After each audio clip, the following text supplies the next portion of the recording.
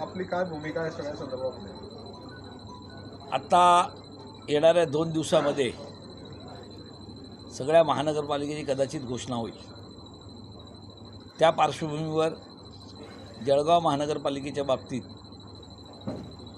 सगळ्या आपल्या पदाधिकाऱ्यांची, जे आपले आता सध्या नगरसेवक आहेत, काही ज्यांनी मागच्या वेळेला उमेदवारी लढले होते, काही मतांनी त्यांचा पराभव झाला असे आणि काही इच्छुक, या सगळ्यांची एक बैठक लावून त्यांच्याकडनं सगळ्या गोष्टीची माहिती घेतलेली आहे आणि त्यासाठी ही आजची बैठक लावली होती.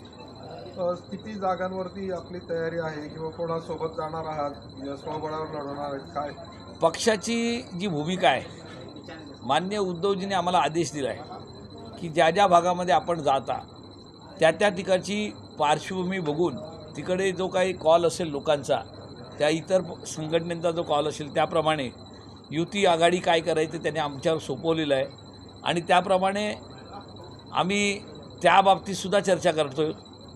पण कार्यकर्त्यांमध्ये हितगुज व्हायला पाहिजे, त्याप्रमाणे जिंकण्याचं मेरिट बघून आम्ही निवडणुकीच्या बाबतीत पूर्ण तयारी करू. पण आतापर्यंत कोणाशी चर्चा झाली का युती आघाडीच्या संदर्भात? झाली ना, आमची राष्ट्रवादीची चर्चा आली, काँग्रेसची चर्चा आली, सर्व पक्षांचे आमचे जे आहेत, ज्या समविचारी पक्ष आमच्याबरोबर निवडणूक लढलेले आहेत मागच्या वेळेला, त्या सगळ्यांची चर्चा झालेली आहे. आणि सत्ताधारी पक्ष आहे का कोणी त्याच्यामध्ये? सत्ताधारी पक्ष म्हणजे नेमकं तुम्हाला काय म्हणायचं आहे? म्हणजे आता नेमकं उद्धवजींनी म्हटलंय की त्या पार्श्वभूमीवरती सत्ताधारी पक्ष म्हणजे तुम्हाला नेमकं काय म्हणायचं आहे? सध्या सत्तेमध्ये कोण कोण आहेत राज्यामध्ये, ते पक्षांशी पण काही आहे का?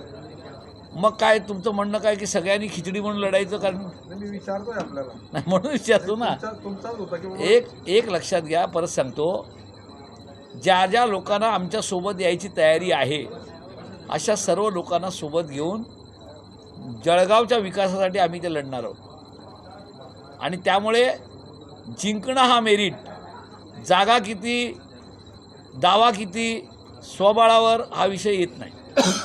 महापौर किंवा आपले अनेक नगरसेवक भाजपात प्रवेश केलेले आहेत, त्यांनी आपण सत्तेसाठी एक लक्षात घ्या, ज्यांना जायचं आहे ते गेले. आज आपण त्यांचा महापौर म्हणून उल्लेख केला. महापौर ताईंच्याबद्दल मला काय म्हणायचं नाही, पण त्यांच्या पतीवर, विरोधी पक्षनेत्यावर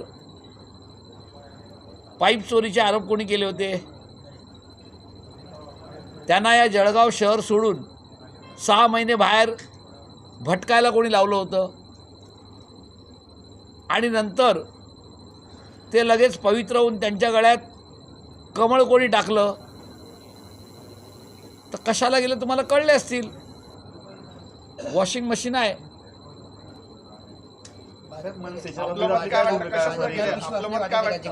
आपल्याला काय वाटतं, मला काय वाटतं पेक्षा तुम्ही सुद्धा माझ्यापेक्षा सगळ्यात पहिली बातमी घेऊन येणारे आहात आणि तुम्हाला माहिती आहे कशामुळे गेले. वेगळं काय मला सांगायची गरज नाही. भाजपने जळगावमध्ये शिवसेना फोडली, त्याचं कारण काय वाटतं तुम्हाला? का भाजपने असं का केलं? भाजपनी शिवसेना फोडली नाही, भाजपने काय फोडायचं बाकी ठेवलं आहे? कारण नरेंद्र मोदी, अमित शाह, गुलाबराव पाटील, गिरीश महाजन यांचे चेहरे कमी पडतात म्हणून इतर पक्ष त्यांना फोडावे लागतात. कारण त्यांच्या चेहऱ्यावर त्यांचं नाणं चालत नाही, म्हणून त्यांना माननीय उद्धवजींसारख्या नेत्यांची माणसं फोडावी लागतात. कारण महाराष्ट्रात एकमेव चालणारं नाणं म्हणजे उद्धवजी आहेत. जर त्यांचं नाणं चाललं असतं तर स्वतःच्याच उमेदवारावर त्यांचा भरोसा असताना इतरांचे का घेतले असते? त्याच्यामुळे भाजपचं हे नवीन सांगायला गरज नाही. त्यांना भविष्यात सगळ्या पक्षातले लोकच आयात करायचे आहेत. काही दिवसांनी त्यांच्या पक्षात कोण असेल हा त्यांनाच प्रश्नचिन्ह पडेल. राज्यामध्ये आपण बघितलं की मनसेच्या बाबतीत आघाडीमध्ये काही मतभेद दिसून येत आहेत. जळगाव शहरात नेमकी काय असणार? एक पहिली गोष्ट, तुमचा हा प्रश्नच चुकीचा आहे की मनसेच्या बाबतीत आघाडीचे प्रश्न निर्माण झालेले आहेत. एखाद्या पक्षाच्या एखाद्या नेत्यांनी काही प्रश्न निर्माण केला याचा अर्थ त्या पक्षाची ती भूमिका नव्हे. आणि मनसेच्या बाबतीत जी काही निर्णय चालले ते वरिष्ठ पातळीवर माननीय उद्धवजी असतील, माननीय संजय राऊत साहेब असतील, ते त्या बाबतीत बोलत आहेत.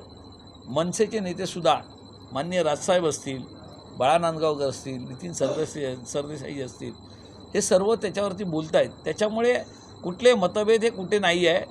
आणि मनसेची ताकद वगैरे जे बोलण्याचा प्रश्नापेक्षा ज्या वेळेला एखादा पक्ष सोबत आला तर तो सर्व जिल्ह्यामध्ये सर्व राज्यामध्ये सोबत असणार.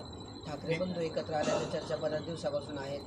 मुंबईच्या महापालिकेसाठी दोघं बंधू एकत्र येतील की पूर्ण महाराष्ट्रातल्या महापालिकांसाठी? एक लक्षात तुम्हाला म्हणून मी तुम्हाला त्याच्याहीच तुम्हाला प्रश्न विचारायच्या अगोदर उल्लेख केला की ज्या वेळेला मनसे हा युती झाल्यानंतर किंवा ठाकरे बंधू एकत्र आल्यानंतर ते एखाद्या जिल्ह्यापुरते मर्यादित न राहता संपूर्ण महाराष्ट्रात हे एकत्र सगळे आम्ही चालू हा आमचा निर्णय आहे.